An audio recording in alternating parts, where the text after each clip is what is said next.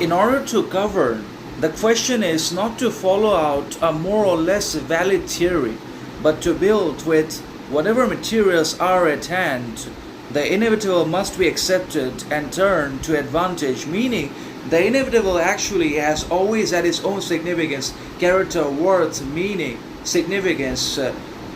obviously sovereignty and distinction, individuality in the world, as well as in its development and shaping and progress and growth in one way or another, and also in almost all man's lives, as well as in the development and determination of their individual character, perception, mentality, outlook, as well as in the formation of their ultimate actions and behaviors and psychology and relationships. The inevitable always plays a key role, that being life and death, that just cannot be undermined, refused,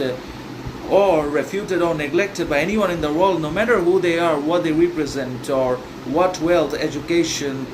possession, influence they have. But the inevitable does not forgive or wait for anyone. It comes in its own time and unfolds and unravels on its own terms, because it's always sovereign and individual and independent. So that's how the inevitable works. And governing is also not very easy for anyone in the world. Governing takes not only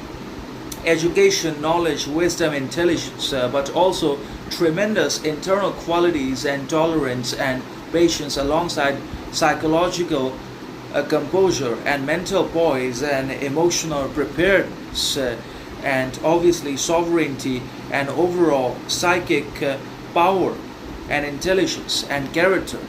that demonstrates itself in outside actions and external achievements, and is also able to govern the other people by being an example in itself. So in order to govern, first we have to realize that we have our darkness and shadow in the form of our ignorance, arrogance, aggression, superiority, etc. And if we can come to the realization of our ignorance and learn to manage alongside our other deficiencies, shortcomings, and disadvantages and weakness, then we will also be able to lead and govern the others in the right direction with the right means, and also provide them with justice, equality, morality, liberty, and the human rights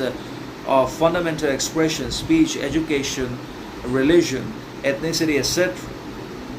But for that to happen, we first have to become complete. We first have to achieve self-mastery by mastering not only our external environments and people's opinions and thoughts and support, but also by facing and directly confronting our ignorance and psychological torments, chaos, conflicts, and overcoming that